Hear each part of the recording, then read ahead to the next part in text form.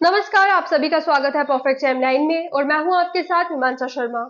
एक तरफ national conference की अगर हम बात करें तो उनके मैनिफेस्टो में ये लिखा जाता है कि अगर उनकी सरकार बनी तो आर्टिकल 370 और 35A को जो है वो वापस ला दिया जाएगा। लेकिन इसी के चलते डॉक्टर फारूक अब्दुल्ला की बात करें जो कि नेशनल कॉन्फ्रेंस के प्रेसिडेंट है, उनका ये बयान जो है वो नजर आता है जिसमें वो ये कहते हैं कि आने वाले 100 सालों तक आर्टिकल 370 जो है वो वापस नहीं आ सकता। अब इसके चलते कहीं ना कहीं दोगुली राजनीति जो है वो यहाँ पे देखने को मिल रही है, जनता को गुमराह करने की कोशिश की जा रही है। अब आपको बता दें कि इसी के मुद्दे में जो है वो बीजेपी के स्पोक पर्सन सुनील सेठी ने ये कहा है कि आखिर किस तरह के बयान जो है वो डॉक्टर फारूक अब्दुल्ला दे रहे हैं, क्योंकि उनके मैनिफेस्टो में कुछ और ही लिखा है और उनके बयानों में कुछ और नजर आ रहा है। उनका ये कहना है कि आपको अपना मैनिफेस्टो जो है वो एक बार फिर से चेक कर लेना चाहिए अगर आपसे कोई गड़बड़ी हो गई है, यानी कि अगर आप आर्टिकल 370 को वापस नहीं देखना चाहते तो आप क्यों इस तरह का मैनिफेस्टो पेश कर रहे हैं? क्या जनता को गुमराह करने की इस बीच कोशिश की जा रही है? आखिर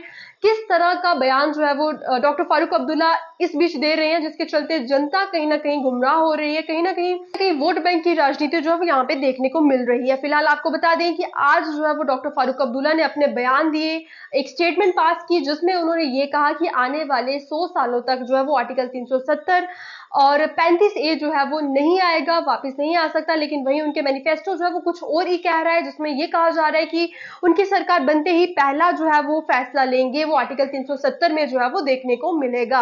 अब इसी संदर्भ में कहीं ना कहीं जो है वो उत्तर जनता मांगती है, ये कहना है बीजेपी स्पोक पर्सन सुनील सेठी का, और जिनमें उन्होंने उनसे जो है वो सवाल पूछे हैं कि आखिर क्यों जो है वो इस तरह के स्टेटमेंट पास हो रही है, क्या जनता को कहीं ना कहीं गुमराह करने की कोशिश की जा रही है?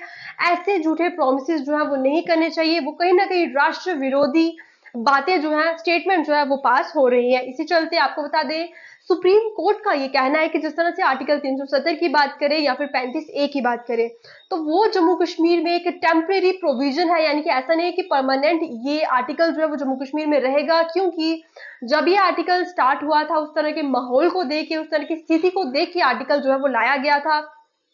लेकिन अब क्योंकि सब कुछ नॉर्मल है और आर्टिकल एक बार हट चुका है और अब नेशनल कॉन्फ्रेंस को भी ये पता है कि आर्टिकल दोबारा नहीं आ सकता, क्योंकि सुप्रीम कोर्ट की तरफ से एक टेम्परेरी प्रोविजन जो है वो ये लाया गया था।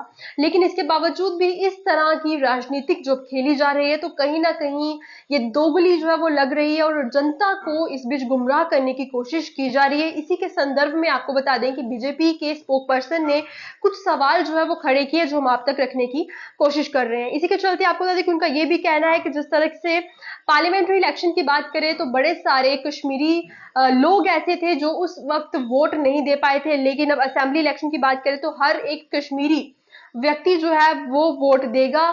और कहीं ना कहीं काफी अच्छा जो है वो फैसला बीजेपी की तरफ से लिया गया, उनका ये कहना है। लेकिन आपको इस बीच ये बता दें कि कहीं ना कहीं वोट की राजनीति यहाँ पे देख ली जा रही है और आर्टिकल 370 को लेके वोट जो है वो ऐंठने की कोशिश की जा रही है। लेकिन फिलहाल आप जनता की इसमें क्या राय है, आप किस तरह से इस खबर को देखते हैं? क्या आपको लगता है कि कौन इसमें सही है और कौन इसमें गलत है? अगर आपके कोई भी विचार है, अपने विचारधारा जो है वो जरूर कमेंट सेक्शन में रखें। वीडियो को शेयर भी करें। आगे की जानकारी के लिए देखते रहें परफेक्ट टाइमलाइन। धन्यवाद।